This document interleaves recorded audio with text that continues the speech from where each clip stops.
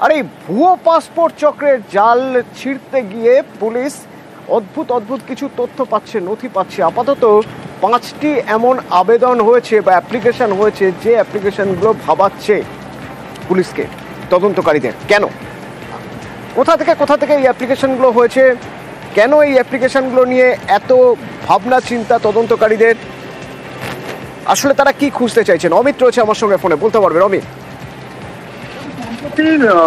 যে পাসপোর্টের আবেদন জমা পড়েছিল এবং সেগুলো ভেরিফিকেশনের জন্য কলকাতা পুলিশের কাছে এসেছিল, সেই সমস্ত ভেরিফিকেশন করতে গিয়েই ভুয়ো জন্ম শংসাপত্র নজরে এসছে কলকাতা পুলিশের।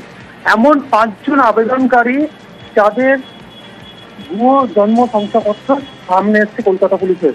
ইতিমধ্যেই তারা তদন্ত শুরু করেছে এবং দক্ষিণ চব্বিশ পরগনা, হাওড়া সহ সংশ্লিষ্ট 5টি জায়গার পঞ্চায়েত থেকে এগুলো ইস্যু হয়েছে, এমনটা কিন্তু কলকাতা পুলিশ সূত্রে জানা যাচ্ছে।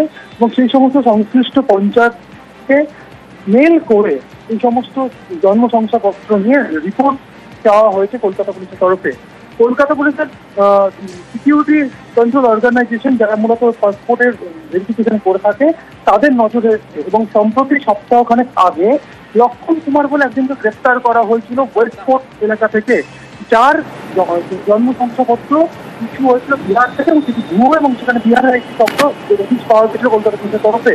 এবং সম্প্রতি আরো 5 জন সন্দেহভাজন, যারা মনে করা হচ্ছে কলকাতা পুলিশের তরফে, যারা পাসপোর্টের আবেদন করতে গিয়ে জাল বার্থ সার্টিফিকেট ব্যবহার করেছে, এমনটা কিন্তু দাবি করা হচ্ছে কলকাতা পুলিশের তরফে।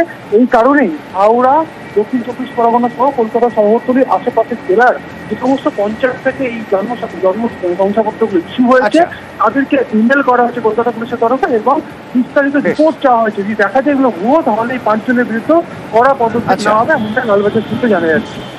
ধন্যবাদ।